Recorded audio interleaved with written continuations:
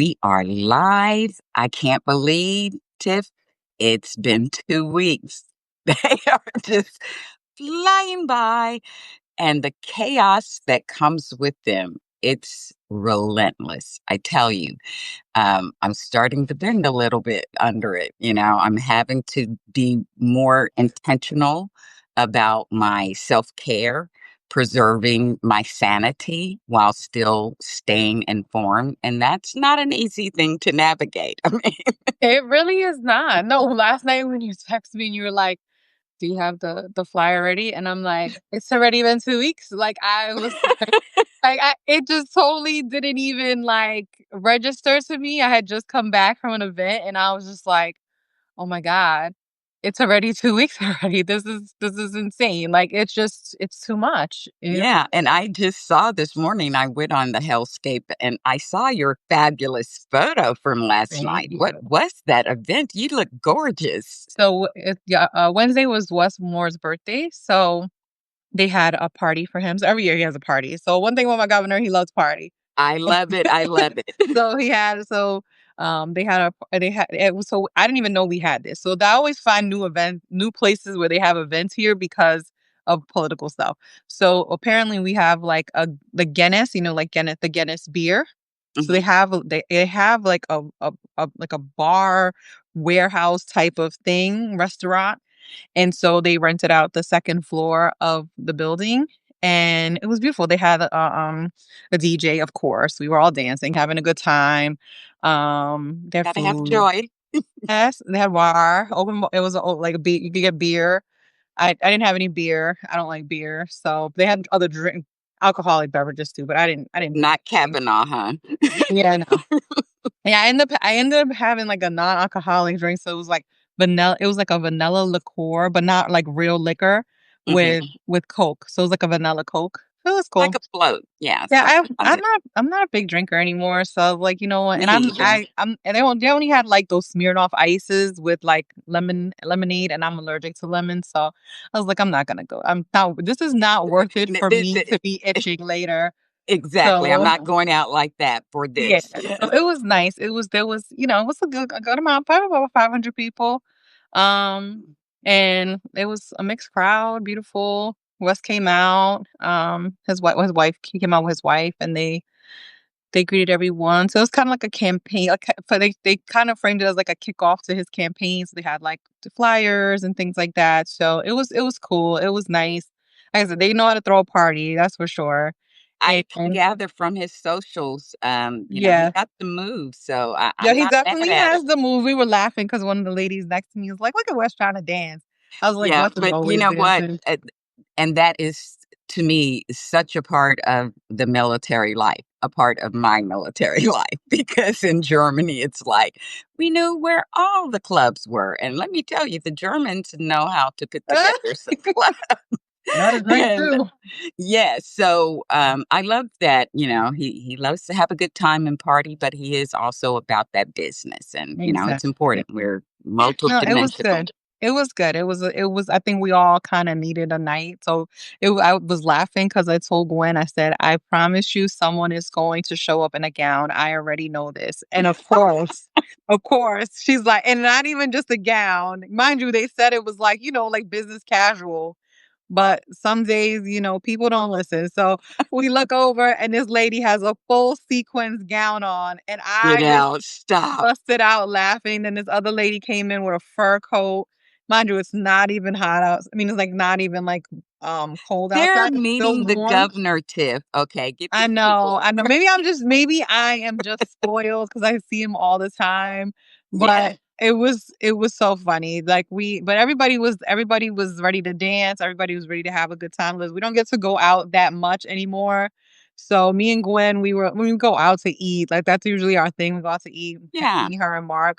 But Mark, as soon as we got there, he heard music and he was ready to get on the dance floor, and we were laughing at him. So it was Well, fun. It was a good time. Much needed night out, and then, of course, back to reality. yep. Never stray far from it. We can't. He won't allow us. So let's Yeah. dig in because we have got plenty to be fired up about Mhm. today.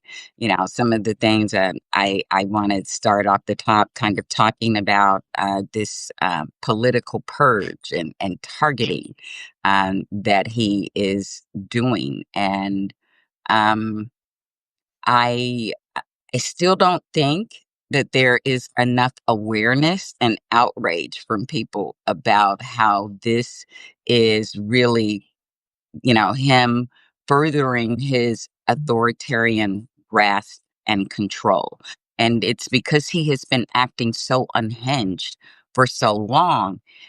People have become desensitized, but we can't, because we are getting at some serious inflection points, like him targeting these high profile people that he considers enemies, like Tish James. And I loved, her first time out speaking after she was charged. Yes, yes, yes. But the fact that he's doing that, and it's the chaos of it all. He's doing that. Then he's got his defense secretary, firing on boats in foreign waters. So now Venezuela has actually mobilized soldiers because, they're stoking wars there. I think there's now been 5 targetings, and they're very proud of this. And in the midst of this, we have, the military, ICE, and all the organizations unleashed on American citizens in the streets. Like, this shit is not normal. It It's is not. it is definitely not normal, and I'll just give you, like, some background. So, when I was on a space, and, I really don't go on spaces anymore, but, when the Epstein files first came out, the whole drama about it, not when it first came out, but the whole drama about it, and they're not, releasing stuff. One of the things that they were talking about in the space that I was in was that they didn't put Trump in office to to to to care about this Epstein file stuff. What they put Trump in office, and why he supposedly had appointed, um what's her face? The blonde-haired lady. Chris Bonding. oh my gosh, I can't call Christy, no. Bondi. Why they put Bondi there was because this was something they wanted. They wanted the revenge. They wanted the revenge for all of the people that were coming for Trump. And the people were like, "We don't care about these files. We care about this. The DOJ should not be focusing on this. This DOJ should be focused." So I feel like this is almost a pivot to distract even more, like distract these people and give them, like the bloodthirsty ones that want to, like, Yes. they this Throw is some chum yeah, in the yeah, water. throw some red meat at them so that Mhm. they can say, even if the cases are not even like, the Tish James one is just so stupid. Ah, The Bolton one is weak. I mean, all of these cases are super weak, but I feel like they're doing them purposely just so that they could say, "Look what we did," and distract from what the DOJ really is not doing, which is the most simple thing they could do, which would be to release the files. But yeah. it's a total distraction from what they're doing, in terms of, like, the economy and all this. It gives Trump something that he can say. And the thing is that I saw yesterday, it was either yesterday or the day before, where they were asking him, like, "Did you know about, I guess, Bolton?" And he's like, I don't know anything about this. Did they talk to you about this?" And he's like, "No." And I'm like, "Come on, Trump, like, let's be real. You're lying straight to that camera. You know that you probably said something like, 'Go get this person, go get that person.' I'm sure Fonnie Willis is coming up soon. Like, these people are going to target anyone who tried to go against Donald Trump if they can find even the smallest little thing to try to go at them over. So it is only going to get worse. And as far as, like, the Venezuela thing, I do think that they're playing, like, it's almost like a video game. It feels like we're in a simulation where they are finding joy in just shooting down these boats. And I don't even think, and the defense that they're using is these people are transporting They have drugs. no defense, But they honestly. have none, and it's just like these people fall for the stupidest things because there's no proof.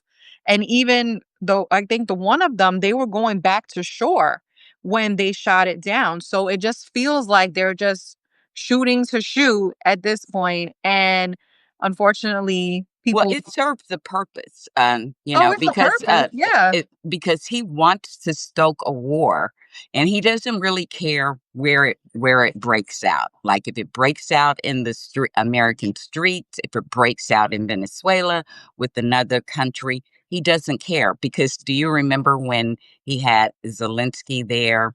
The last time, which he's going to be there today trying to get those tomahawks, which they absolutely should give them. But Putin has stuck his finger in, he has entered the chat. And so I hope that Zelensky is able to convince him to give them the support they need to put this, paper tiger down, because Putin is not winning, but he's not going to give up, and he would rather destroy that whole country, much as Bibi has done with Gaza, than to, risk defeat. But, this is, I think, part of his plan. Like it's death by a thousand cuts. Like they're trying a lot of different things Right. to maintain power. And, he thinks like they're working, of course, on the elections, with the voting, rules and those types of things. And then we have this big thing looming up at the Supreme Court Right. around the last remaining vestiges of protections that we have around voting rights that we won in the 60s. And so I feel like a lot of these things are really just about him and the Republicans remaining in power. And so they, like if they have a war, we'll have to spend, a lot of time and attention on that. And people won't be talking about these domestic things. If people show out or, even, them actually staging a riot to, call an insurrection. Like, Well, yeah. yeah, well, Dee, listen to the rhetoric that they're using today. Just today Yes, alone, they're saying that the people that are going out in the No Kings protest are Marxists, Hamas supporters. Like democratic socialists. Like the people that are going out to protest tomorrow, they're going to be from all ideologies, maybe even Republicans. There will be people that are technically conservatives who will likely be out there because they are scared of what these people are doing. But what they're trying to do is to incite people. And I think back and I thought about this as I was watching Mike Johnson. The last time we had a big, gigantic protest like this was in June. And what happened on that day? That was the day of the in where I guess it was Minnesota, where Melissa that Hortman was murdered and mhm. the other family was shot. I mean, this is the kind of they're trying to incite people to go to these protests because they're telling them and fear mongering and telling them that they are hateful people and this is a hateful protest. Yeah, they're eating Rather the than cats, they're tamping eating the down. dogs, Yeah, you so know? much for tamping down the rhetoric. You're actually inflaming it and saying these people are hateful and they hate America, which Yeah, is they're as calling it a far from the truth because again, a protest is a part of our First Amendment rights, and people should be able to go out and express themselves. Yes, it is organized and it's been planned for months to be on this specific day at this, at this specific times in all these different locations as a show of solidarity that people actually don't want a king. It's not that, and they asked Trump like, I think a stupid question. And he's like, well, I'm not a king. The whole point is that we don't want a king. It's not that you are a king. It's that we do not want to ever have a king because this is America and this is a democracy and we have a president. But our president should not be the king. And he thinks that he thinks he is the king. He said he Hey, wants to be a dictator on day one. Well, guess what? He may not be a dictator, but he is definitely divisive, and he has caused a lot of issues in the Well, last 10 months that he's almost 10 months that he's been in office. Like, we are in a very bad place, and it doesn't feel good, and people should have a way to express that. And I love the Portland protesters because they switched it up. You know what I mean? They switched it up, and they decided that they were not going to cause any kind of like anarchy. They were going to have kinda troll and like show them. satire, like, Yeah, they show that absurd. we are Yeah, not violent people. We are here because we want to express how we feel about this country and about ICE and what you guys are doing. And in the process, we're going to dance and we're going to wear costumes and we're gonna have a shark and a bee and and a frog who's a little nutty. And this is gonna become the face. So in many ways, I respect the way that Portland has handled it because as you remember during Black Lives Matter, they painted Portland as like some kind of like fiery city that had all these riots and all this other stuff going on. And we know that wasn't, I mean, there was a lot happening during that time, but this is 2025. It's not 2020. So yeah. it's just kind of interesting to see how we have to adapt to where we are in the process so that people can kind of show that while we are fighting against what I call a tyrant, we also have to find ways to make fun of the wannabe tyranny that they are trying to put upon us. We have to. We must find multiple ways of resisting because at this point, like a lot of those institutions that would normally protect us have disappeared, or he has weakened them or captured them.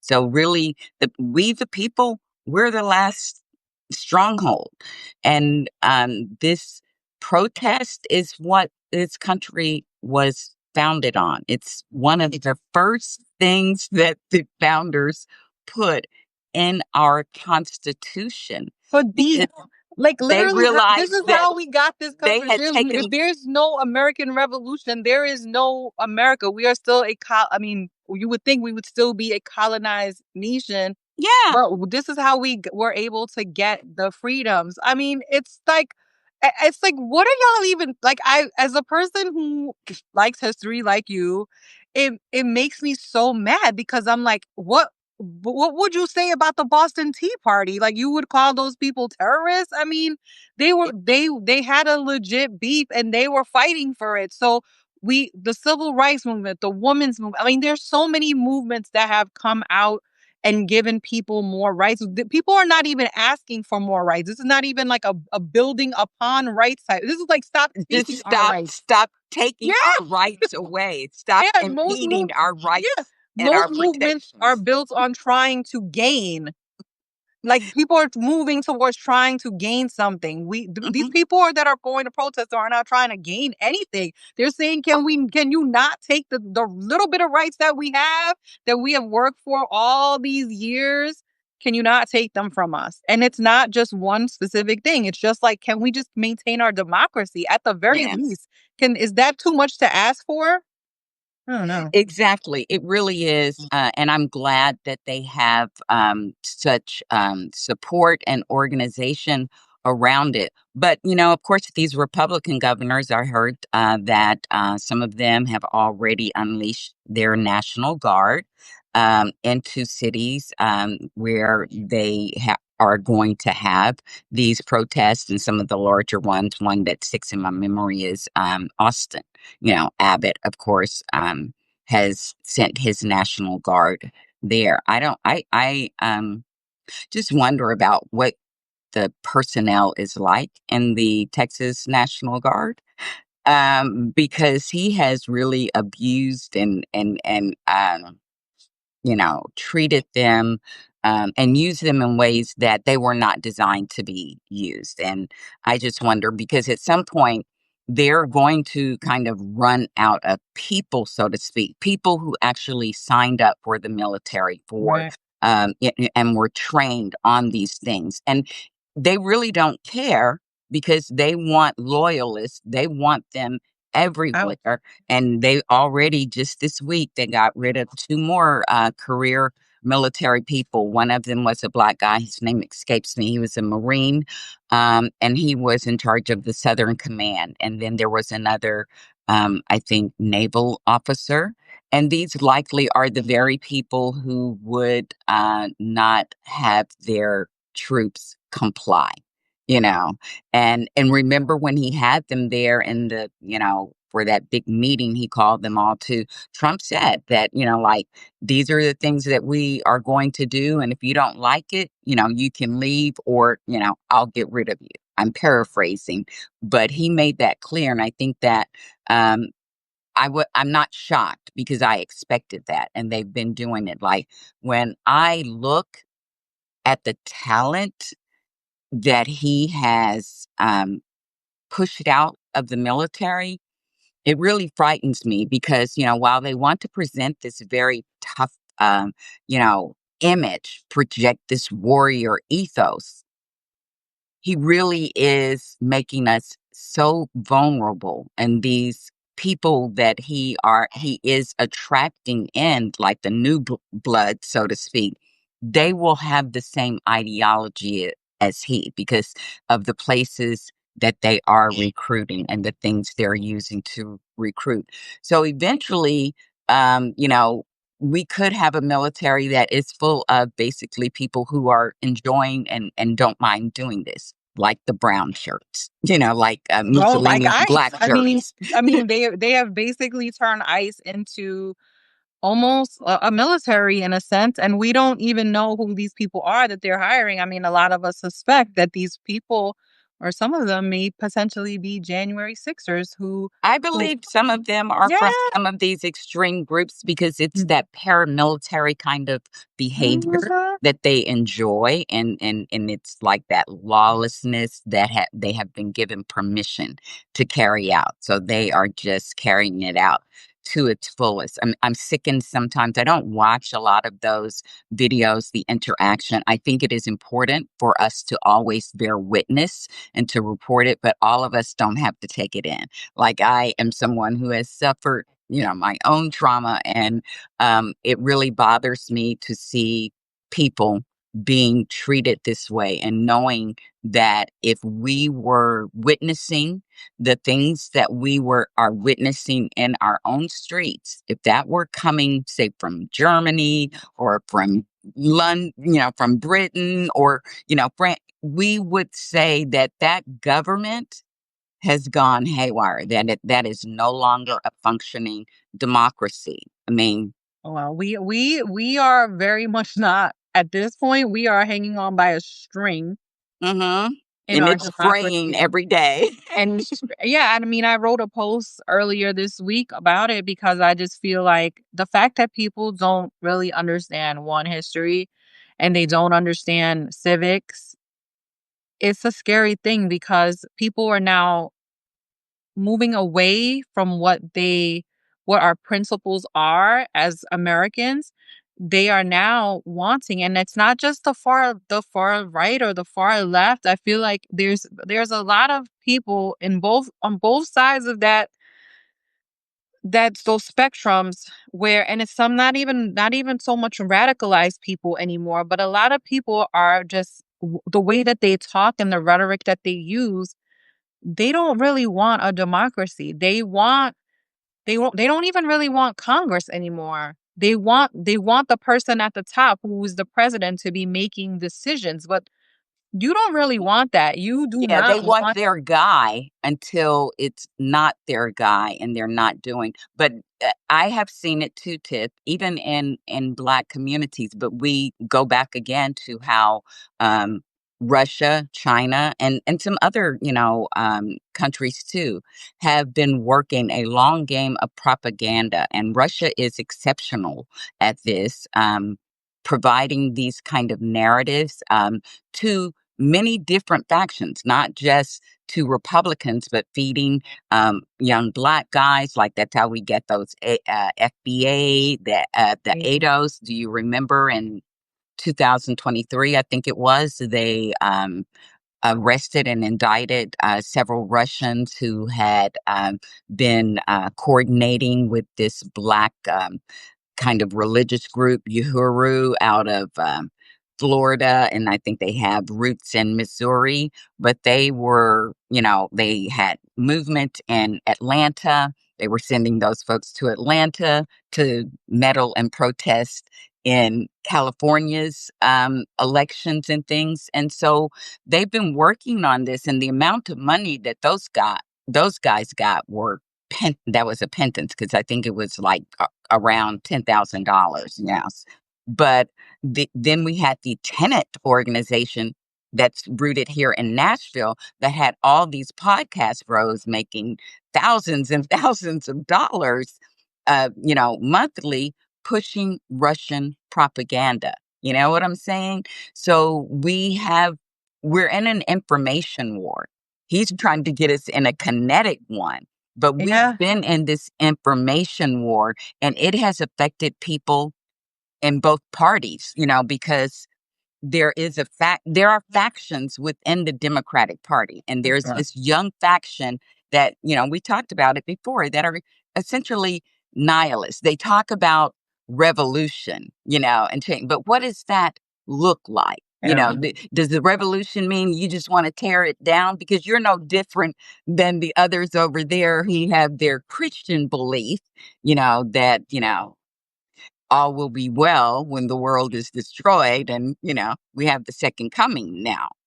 So it's Yeah, I mean, crazy.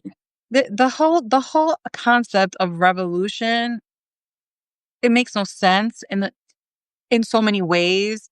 Yes, it, in a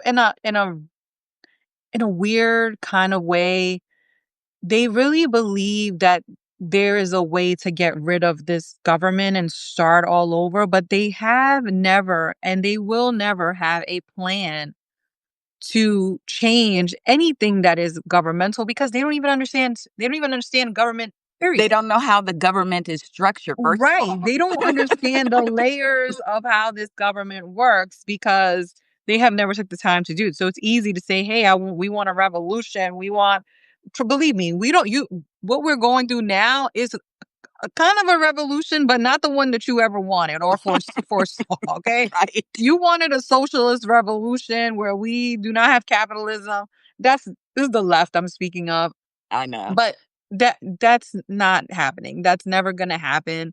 So you're now gonna be stuck in a MAGA revolution where you have these Christian nationalists that are trying to take over our governments, and they don't abide or don't care about rules. They don't care about people's rights, and they absolutely do not care about black and brown people in this country, or in this case, as I try to tell people this whole week as I'm listening to Republicans speak and talk about these protests, is that they are very upset mostly about these protests because they know that there are going to be white people who are going to be out there protesting against the white government of Donald Trump. And that Miller goes calls against, them the hippies. yeah, I call them the whites that The Aaron good Rupert makes. whites. Aaron Rupert makes fun of me because I call them the whites. The whites are going to be out and they are going to be protesting against these people who are, it's like I do say this, the good whites versus the evil whites, right? And so this sounds like crazy, like it probably sounds a little bit racist, but it's not. I promise you, it's really not. It's that the whole concept of white supremacy and the whole concept of white nationalism is that all of the white people are supposed to be on their side. But Exactly. but what they're seeing is that there is a resistance amongst white people, that they are saying, no, this is not what we want in this country. We want what we have, which is a democracy, and we are on the side of the people of color in this country because we align with the ideals that they have. Mhm. And we are not folding and falling into this trap of your white nationalism and your white supremacy. And this is what is really bothering them. in so many ways, which is why they're calling it a hateful rally. And even Ted Cruz gave the game away because remember, the last time it wasn't a bigger protest. It was like after like the whole DC thing with the the when they try to federalize it. Ted Cruz made a post and he's like, "Where are all the black people? Like, why are there only white people protesting?" And that was like, ding, ding, ding, ding, ding. This is why they're mad, and this is why they're upset that the good whites are over here trying to fight, and this is the civil war that they claim to have is not a it is about us, but it is not so much that they are mad at us. They are mad that these other white people are protesting against them. End of story. And I know that may sound crazy to other people, but believe me, this is exactly what is happening. Listen to the No, it words is that they're not saying. because Ted Cruz was not the only one. Tim Burchett. He's an idiot. Yeah, can you hear me? Yeah, can I? Okay. Yeah, but he wasn't the only one. One of my crazy representatives here said this very same thing, Tim Burchett. And as you said, it just gives the game away. Like you wanted the military there because you thought black people were going to get out there because you saw black people out there in 2020. So all of this stuff is based on that. And because that is not what they're getting, they're really not sure how to respond.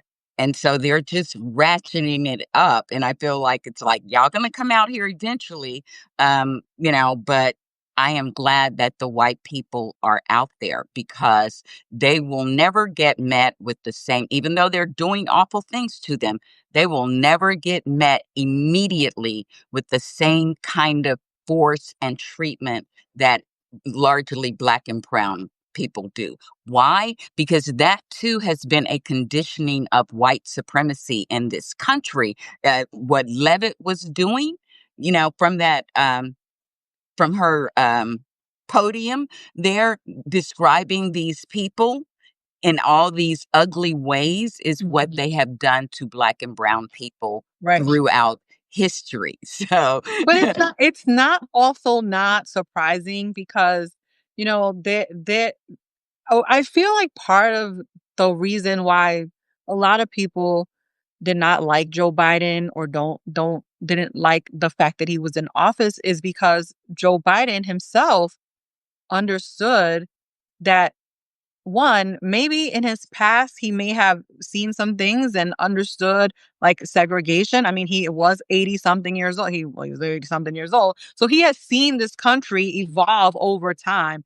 And he made it a point to make sure that one, that his cabinet and his administration looked like America. He made sure he not made sure, but he had a black VP. He was the VP for the first black president. He got the first black woman onto the Supreme Court. Like he understood that piece. And I think that really, really bothers a lot of people in this country because, and that's why they always go back to the whole DEI foolishness. They go back to the CRT. And then they also have like some people who are people of color, black people that are, like you said, carrying this message for them, which drives me insane. We have a guy here in Maryland who's doing it. Called him out today because I'm like, what are you doing? We literally just had a bunch. You're complaining about something so minor. Meanwhile, we just had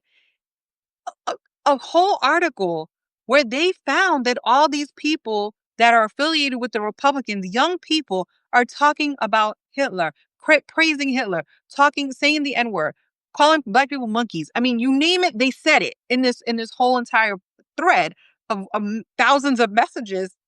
And you have the vice president acting like it's not a big deal. they're just young kids or whatever.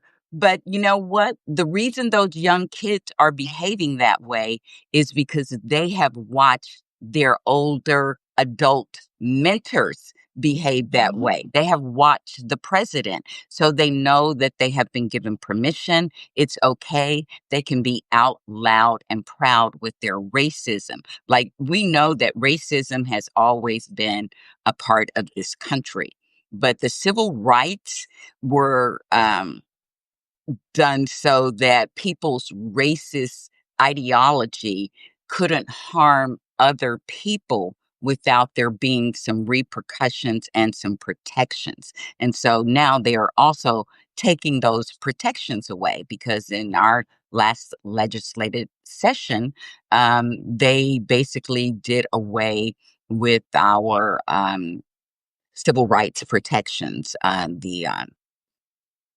can't remember, art article not no, it's not an article, but, anyway, those protections around, discrimination, housing, education, and all of those things. So they, basically already took those, organizations away at a state level. And, essentially, they're hollowing that out at the national level, so that the things that, people like John Lewis and, Martin Luther King and these other people, fought and died for is gone. Those things, Thurgood Marshall, the integration, the desegregation fight, they don't like any of those things. And it is just kind of a historical repetitive behavior. Like, it is the white supremacy of it all. And then this Project 2025, which is Trump's playbook, is a white it's a Christian nationalist ideology wrapped in a government, manual, playbook. But the common thread through all of that is white supremacy. And that's why they don't want the DEI and all of those other things that they are against because of these young, aggrieved white men. And this is the young, aggrieved white men that we need to be making room for and, trying to figure out what's, happening and have some messaging for them, but like, That be whole better like parent, be a better parent, yeah, yeah, and listen, I see people saying that these people that were in the text messages are not kids. No, D is not saying that they were kids. This is what JD Vance is saying. JD Vance is the one who's trying to play it off as though these are just young impressionable kids who just said something wrong in a text, but there's no accountability for what they said, and then he's trying to compare it to what Jay Jones, whatever the guy's name in Virginia who's running for AG, trying to compare it to that. The problem is that as long as we have a vice president or president who actually are saying the same things behind the scenes, you may not see their text messages, but I can promise you that they are saying very similar things. They are going to excuse that behavior because they themselves do the same exact thing. exactly. So they're never gonna call it out because JD Vance knows he probably said something somewhere and somebody could just pull it out and be like, "Hey, look what the vice president said." I mean, he did call Trump Hitler, so it's not a Exactly. surprise. Like these people are all hypocrites, and They so are. And and and they're they're gonna pretend. gaslighting us. Yeah, They no, are. they're gaslighting the hell out of us. Like, oh, it's not a big deal. It's not a big deal. Like these these are just young kids. They're just doing, saying things. No, these are grown people with grown jobs who decided to write and call people monkeys and call them the watermelon people. And what made me think about that is like, like the thing is the far left and the far right are not too far apart. When Okay. we talked about the horseshoe a couple of years We ago, have how they talked about meet. this for so long. And this is why people get confused. And we have had this conversation multiple times, as you said, about that weird space where some people just really don't have a ideology, so to speak, but they are still through and through white nationalists, right? They can be conservative on some things and they can be liberal on others. And these are the people to me that are the most, um, that we need to be worried about the most because these people have access to guns, right? These people have access to, to money. These people have access and can use their privilege to be able to do harm. So we have a problem in this country, and everything comes back to every time there's something, I make sure to point out it's a young white person. I mean, and it's not to say that there's no issues with other people, but when it comes to specific things that are happening in this country, mass murders, Gun violence, gun you know, violence, yeah. there is a problem, and it always seems to come back to the same thing. And I don't care what your ideology is across the board. I care that there's a pattern. When are we going to realize the pattern of what's happening? And Right, and and it's and I said it earlier in the week, when the Kirk guy got pew pewed, they try to make it seem like it was a radical leftist. mhm, Interesting right, enough, it's been a month. It's been a whole entire month, and guess what? We haven't heard a damn thing about this. We don't know anything about what's going on with this case because they have been hush hush silent. And mhm, it's not a coincidence. It's the same thing when the person tried Trump. It's the same. It's because the all facts don't meet their narrative. exactly. It's purely crickets. As the other said, it's purely crickets Yeah, on exactly. what is going on, and we really don't even understand what is happening. And I do think that, okay, I'm going to say this and people are going to probably get mad at me for saying this, but remember when that so during the week on the 14th was a day of remembrance for that dude. No one cared. No one cared about it. It was like an even Trump, they did like a little ceremony thing, but it was like whatever, you know? And like no Where one he talks talked about it. about he But was able had to survive assassination. right. But had oh my God, he talked about himself, which was sick. He's disgusting. But had the Democrats decided that they were not going to, like, they stopped it or they tried to make it something that it wasn't, it would have gone into a whole nother situation. So while I think the day was stupid and disgusting and not even necessary, sometimes it's not worth the fight to have with these people because as we saw a month later, they didn't even care. They don't even care about this guy anymore. He's not even a factor to them. They're moving on with their whole agenda. He was just one piece of it that's now gone. Yes, he was a tool that his death was going to be a tool that they tried to use, and they will still try to use it in some ways because there are people here in Tennessee who are now being faced with court, charges because of posts that they made after that day. So part of this is, there will be some people who are harmed, some people who have already lost their jobs, and they will still try to rely on that and try to build that narrative. What concerns me is that he had 10 years to shape the mindset of probably a lot of those people in that chat, okay? And his wife is now going, so he related to a lot of young white men. And that was part of what the party needed to replenish itself, to get this to continue. And so he helped foster that indoctrination and recruitment process. And now his wife will carry on and she will be appealing and doing it with the young women. And then, you already have the Moms for Liberty who captured this white suburban mom, the unicorn that both parties always, kind of want to capture. And, the Moms for Liberty was, they feel like the thing that broke through to capture that segment of the population. But it is a population that has this Christian nationalist ideology, and it only has room for certain people in it. Not all of us are going to be able to be included in their visions for the country. And we have to really kind of continue to call that out and understand and not get caught up in these little sideline fights and little things because I was not surprised at all. I'm glad that it's getting a lot of attention, but, the behavior those young white men, were betraying was not shocking or surprising because you At know all. me, I go into some of those spaces and I've heard them, talk about and they weren't it was so they were so comfortable with it.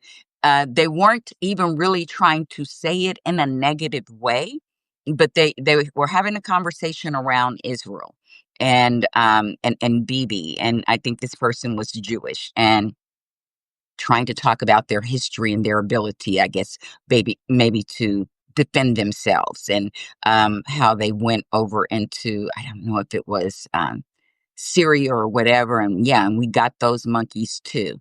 Oh my. Yes, he and it flowed off out of his mouth just, like without a second thought. And this is someone who I have observed for some time, and I know they could be a little extreme, but I never took them for, to have that racist kind of thing. And it just, like I said, it was not no slip of the tongue or whatever.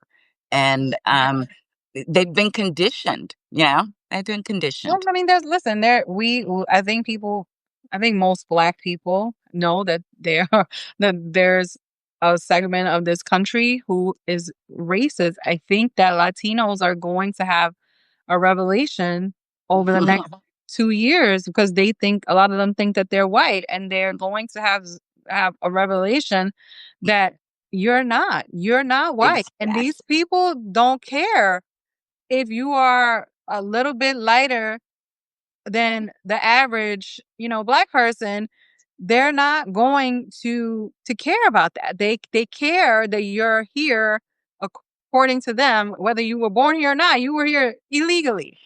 Sorry, hold on, please, Steve. Someone, Callie was calling me. Sorry. Okay. You're here. You're here illegally in their minds. You're a brown person, regardless. You're not a person that they see as an equal. And when you don't see someone as an equal, guess what? You're just the other, just like the rest of everyone else. And these people are going to learn the hard way that these people that they have decided that they were going to help in the last election don't give a damn about them because their Yeah, lives. they don't even care about some of their white supporters Well, because that's what. those Well, farm. we already. Yeah, I mean, they really don't. I mean, if you are, if, and I always, this is why I say there is MAGA versus non-MAGA, but it's also, if you're a MAGA who is not white, you're not protected. You're not protected at all. So you are actually stupid as hell to actually to be involved with these people, and Black people too. There are Black MAGA who are also a part of that movement. But Yeah, I feel eventually like you will have I, to learn. You're gonna yeah, have to I learn feel the like hard they're way. exactly. I feel like taking their people into a burning house, and I have a lot of resentment for them, toward them for that, because it's like you need to do better and stop bringing harm to your own people. If you want to go that way, that's fine. Stop dragging other people into that burning house with you. So, I mean, and that's essentially how propaganda continues. People who are not informed or engaged, who have no understanding of civics, who don't like politics, even though, it's affecting everything in their lives, they get sucked into these, influencers, and the kind of little kind of ideology they peddle. I think about and laugh about Tariq Nasheed. Like Oh, it's God. like a cult. It's like a dog whistle. Yeah, I where's see he been? sometimes he comes on late at night, and I'm telling you, I have watched because sometimes I'm up late and I see, and I have watched him create that space, and within 5 minutes, there are 1,500 to 2,000 people in there. Freaking cult. And he just does his little shtick, and then he brings people up, he shames them or whatever, and then he takes this what he does and he clips it all up for content in other places and to carry on. It's ridiculous. And most of these people that do this, it's a grip. They don't care about anyone but themselves and the coins or the whatever it is, whether it's position, coins, whatever that they are getting. And that is, like also kind of what MAGA is about and what Trump has, made popular again, corruption and grifting. It's like Exactly. they don't even want to talk about if anyone loosely associated with any Democratic campaign had been caught taking $50,000 from an FBI, you know, agent in a sting.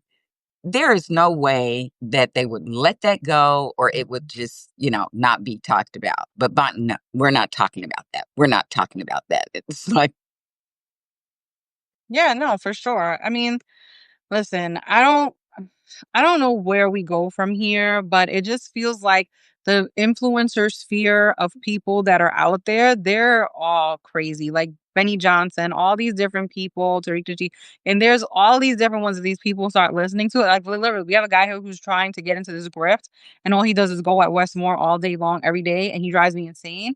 But this is the kind of thing that they know they can make money off Mhm, of talking about people, and it's lucrative. It is lucrative to be divisive, and it's mhm, lucrative to go against Democrats, whether you're on the left or you're on the right. Like, it is a very lucrative thing.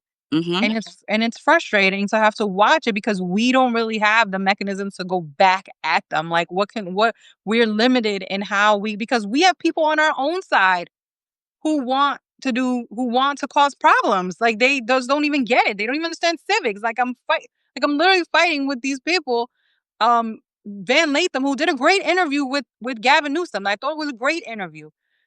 And he gets mad because Jamie Harrison responds back to my tweet and says, "Well, we don't have a king in this country. You got to understand civics, blah blah blah." Because Gavin explained that even if you have all of these great thoughts on what you want to do as a person who's elected and running a campaign, it's not the same as when you get into office and you have to actually govern. When you actually have to govern, and Trump is learning this the hard way too, right? The second time is that you can promise stuff, but you actually have to be able to pass legislation. You have to be able to to be able to work with people, negotiate, compromise in order to get stuff done. And this man gets mad and he says, "Well, if I'm electing people, then I expect to get 100% of what they promise." And I'm like, "In what world are you living in? This is not the real world. You have that don't even take place in marriages, like, you are never going to right." get everything that you want. Like, living is compromise, you know? Yeah, it's definitely compromise. Like, there's no such thing as no compromise. So, and we were going back. I was going back and forth with him because I'm like, I just don't think you understand how government functions, and it's not just on the federal level, on the local level as well as on the state level. Governing is hard, and just because you promise something does not make. And he didn't respond back to me in my last message to him because I'm like, if you get 80% of what someone promised you and you don't get the other 20%, are you trying to vote them out? Or are you going to give them more time to be able to achieve the 20% that they didn't get? I mean, thinking you're going to get everything done in 4 years, those 4 years go by really, really fast. And we saw that with Biden. They went by pretty damn fast. He got as much as he could get done. But But he even got a so, lot done for, yeah, for for one a term, one-term president who had this, kind of oppositional 50 party. 50 Senate. Yes. So, he was very, very productive. To me, he was one of the most consequential presidents in my lifetime, as far as actual achievements. And I still remember, anytime there were pictures of his cabinet, like together or when they were out talking, I really did get a sense of it being a true representation of America. It was so very diverse, which this country is. I love that the interior was headed by a Native American woman. It just, um, I feel like that also angered them because that is not the country that they want. They want a very kind of pluralistic, you know, white society. And if the other people exist, they have to exist in the realm and the positions that they deem, them to belong in, which is, like why the Civil War was started. It's like, Black people had a place. It was like, wasn't that they didn't want you here, but you have a certain place and you cannot rise above that station. I mean, like that was written into their constitution. Right. And some of this ideology hasn't changed since then. It's just a new, kind of iteration of it. And I applaud you for having these conversations with people. I pick and choose when I do that because I just spend my energy in a different way, and I think that it's important for us to fight in these different ways because I have I feel like I'm better at having these longer conversations and like these discussions with people, like, where I'm going back and forth like Right. we are doing now, as opposed to online, like in words and stuff. And sometimes you got to clarify because they misunderstand, Oh, well, just people how always you worded something. And I ain't got time for that.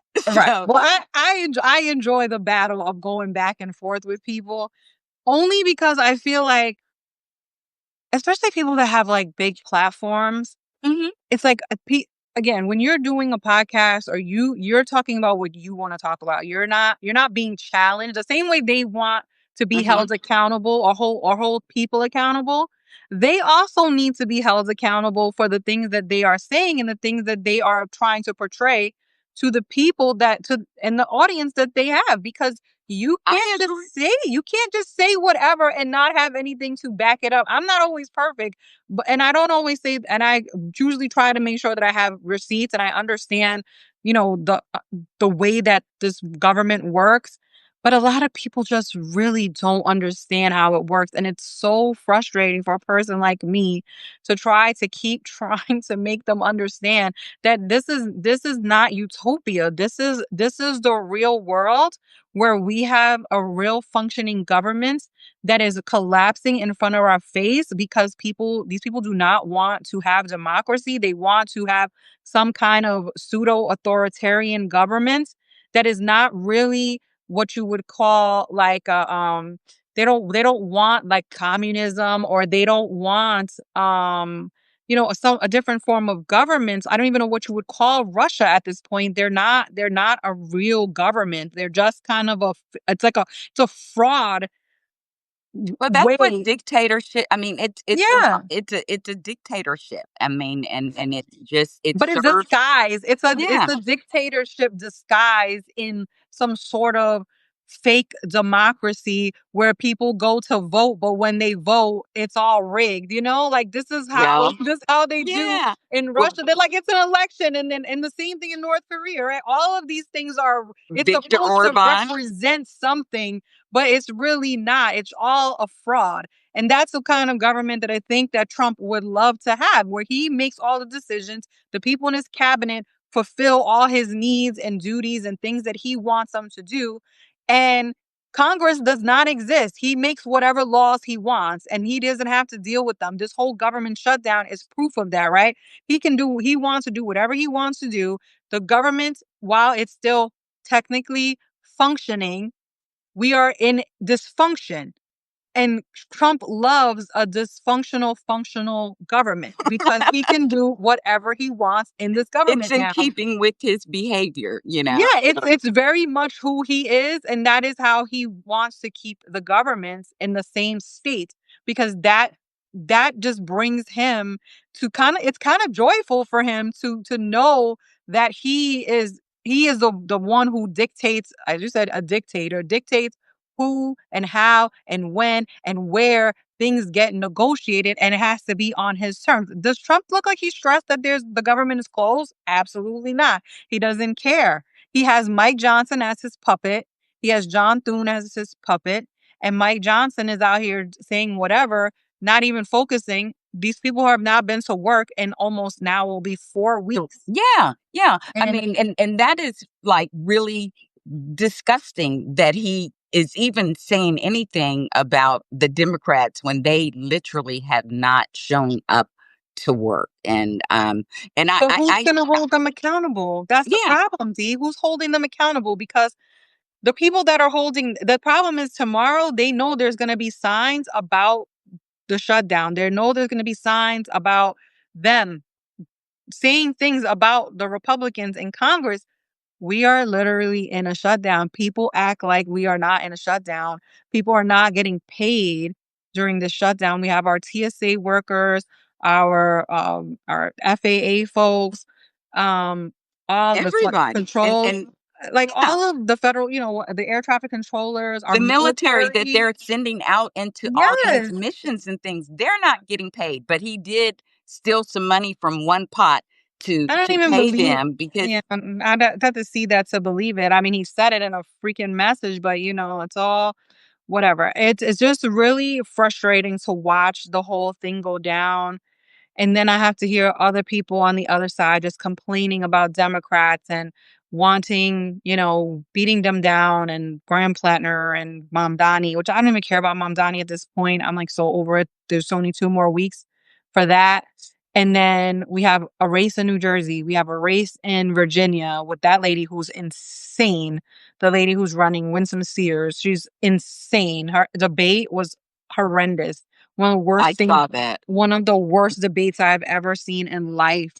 And so you have all of this happening all on top of one another. We have Prop 50 that needs to be passed in California, I saw a Pennsylvania. commercial when I was watching a show, for Prop 50, so Nice. I that made me feel good, and yes, we have a lot of races going on. I have one here. We have a special Oh, I saw election, that. that, the Democrat that won is a young woman who is, very, a good she's already a state representative, and Okay. she's very well spoken. She, has a really great character, and she can really speak to a lot of the things, especially like around the abortion issue and these things from a personal standpoint, like, like with working, women and people. She's just a very relatable and hardworking, candidate. So, I am hoping that she wins, but they've gerrymandered it, so it's going to be very difficult. We also have one of our young progressives here, Justin Pearson, I who saw that. has decided to challenge Steve Cohen. And I know a lot of people want to poo poo on that because he is supported by David Hogg. And I have had to fight with people about, like, we got to have some nuance around these things. Yeah, You no, know, for sure. it's not, like, and it's not even being ageist because Cohen is 70. I think Justin Six, is 76. 76. 30 something, okay? But here's the thing.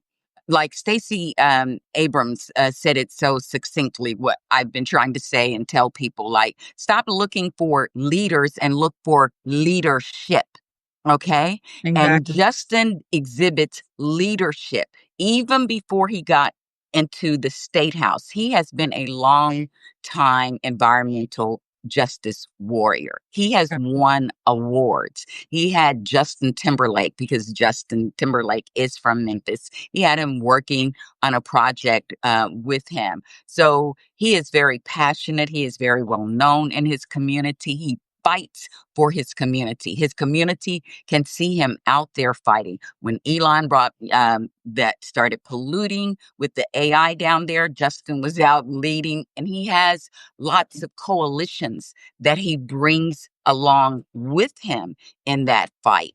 And I have yet to see Representative Cohen speak to the AI pollution that was going on there or anything else. I did not see him make any statement about the explosion that happened here, although it wasn't in his district. It's still something that I feel like if you are a representative for Tennessee, this is about the like of regulation and accountability. And any representative should be speaking out about this. And, then he didn't speak out about the military being out on the streets. Like, the only thing that I've seen is a press release, and I follow him online. Right. His press release, which I had to, through doing my own like searching and googling, looking for anything, and that is what it gave me. No, on none of the Right. socials has he spoken out, and the press release reads like, I want to understand why you think the military belongs there. Tell me more about this task force.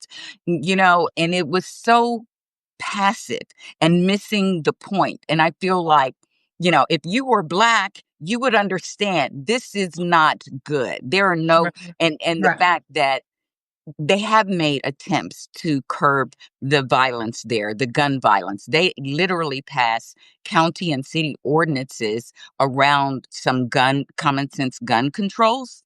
And the state actually threatened to withhold their funds for passing those ordinances. So they don't want to solve those issues. They just want to use them as talking points and also use them as targets when necessary. And for him to have such a milquetoast response, I think that I think he's been a decent representative, but I think that he has lost step with the issues in his community. Yeah, And no, listen, yeah, I absolutely agree with what you're saying, and then as somebody, from Tennessee, you understand that firsthand. I think, yes, for I have kind of moved away. Like, I really don't like DSA as an organization. I don't even like the Justice Democrats. I don't like David Hogg. I'll be very honest about that. same. I don't like these people on certain levels. But when I look at people and I'm trying to decide, about candidates, period, I always have like a 4-point thing that I kind of look at when I'm trying to decide whether I support somebody or don't support. One is their character. Hmm. 2 is their experience. 3 is their, ideology is like a 3rd on the list, because if you can't meet the first 2, then I'm gonna ignore you, right? I mean, Exactly. and I and some of that ideology is nuanced, right? Some of the ideology is, okay, yeah, maybe I agree with you on this thing, but maybe I don't agree with you on that. And then the fourth one is like, okay, you're like your receipts. Like, what have you done? Like, what have you done in the Exactly. community? What is your body of work, your Right. track Let record? me see what all the things that you've done. Yeah, I don't have to like David Hogg. I know why David Hogg endorsed him. He's young. He's somebody that people are. Because he is authentic, and it is a way of him attaching himself Of course, to David Hogg someone. wants to attach himself to somebody he thinks is going to win, who Mhm. fits into his bubble. Narrative that, Right, yes. exactly. His narrative is that he's trying to get rid of older people in the Mhm. Congress. And the thing is, at some point, voters, that's why I love primaries, and people think I'm crazy, but I love primaries Like because the Super Bowl, the playoffs, yeah, huh? you gotta to me, you gotta let the voters flesh that all out and say, okay, like you just did. Steve Cohen, he's a good representative, but maybe he's not too in tune or in touch with everything that is happening. And somebody younger may have the ability to see those things, speak to those things, and address those things in a way that this person is not able to. And Justin is, like you said, he's been out there in the activist place, and he understands kind of all these different things that are happening. So yes, he may And be endorsed by the Justice Democrats or David Hogg, but I'm not going to hold that against him because we know him. That's the thing about local because representatives. exactly, we see the work that he does. Like, he was one of the main, he and both the Justins they were actually fighting for Republican mothers. That was a Republican district and school, Right, that Covenant mass shooting. He was fighting harder for them. They were fighting for them. Like, they understand coalition building. right. They are passionate about the things that they care about. They believe in, social justice, environmental justice, and they also command a national audience. Like, people know them, and they get Well, a that's lot of media attention. And when you have things going on, horrible things going on in your state, as they are here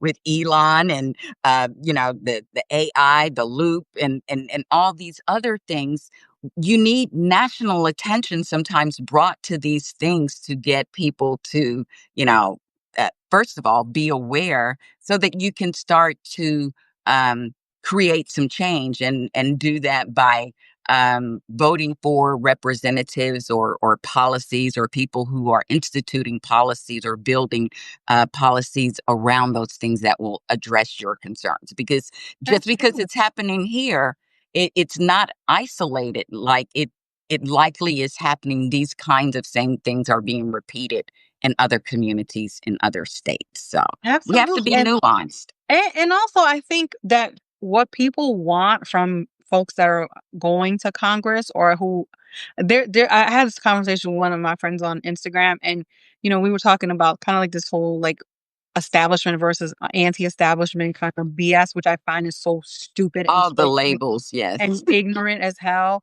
Because first of all, most people that go to Congress, they come from the local level. They either come from the local or the state level, and then they end up in Congress. Very few. You have like an AOC who came, who was an activist. Most people, they always talk about her being a bartender, but she was an activist in New York. So that's how people knew her. They knew her name and how she built kind of a reputation there. And or you have like, or you had a Cory Bush or a Jamal Bowman. These are rarities. The majority of people that are in Congress have come from the state and local level where they have receipts, they have worked in the community. They are people that folks in their district know because they have done the work.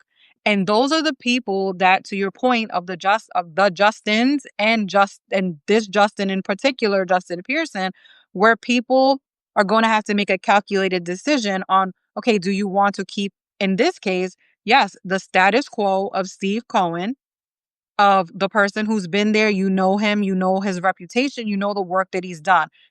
Yes, you may take age as a factor in that.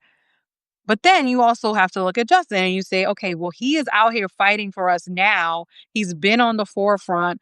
What do we want going for? And I think that is how a primary is supposed to work. Like you have two people who have strong resumes, who have done the work, and they're going to go and battle it out. And whoever wins, wins. I am always going to be for a situation like that. And my own congressperson is 83 years old. If a valid person comes and says they want to challenge him, not just some random person off the street, because I'm not going to vote for a random, but somebody who's a Right. strong, but no one is going to do that because no one has those receipts. But if they did, then that is something that you You're take talking about into, Hoyer, right? yeah, Steny? you might, Yeah, Steny Hoyer. but I mean, I know him. I know about the work and stuff that he Right, does. he's still Now, live and he's still like he is on it, okay? He is on it through and through. And there's gonna be another race. I posted about it yesterday or day before, where Kwesi Mfume, who is the rep in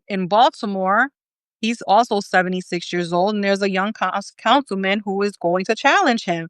There's Eleanor Norton Holmes who's going to get challenged for her and seat. I love her. She follows me But on Twitter. sometimes listen, at some point you got to get challenged, okay? No seat is up forever.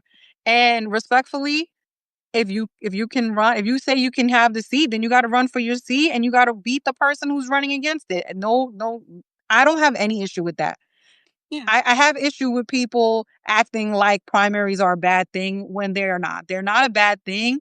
You got to go when every person in Congress has to has their seat up. For there's 435 of them, plus the ones that are not, the territorial ones. Go win your race. And then Bernie's stupid ass talking about oh well, it's a waste of money to have a primary with Janet Mills. Guess what? That guy is gonna have to chat. He's gonna have to go against Janet Mills and to may the best person win. Voters are typically smart enough to decide who they want. They have made some mistakes like Fetterman along the way.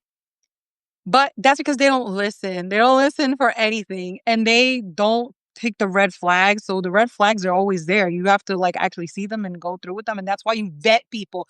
Vetting is important. That's why every candidate should be vetted. But Exactly. nonetheless, I could go on about this for days and I days and know. days because these people drive me insane. But I just want people to, from this conversation, to take that.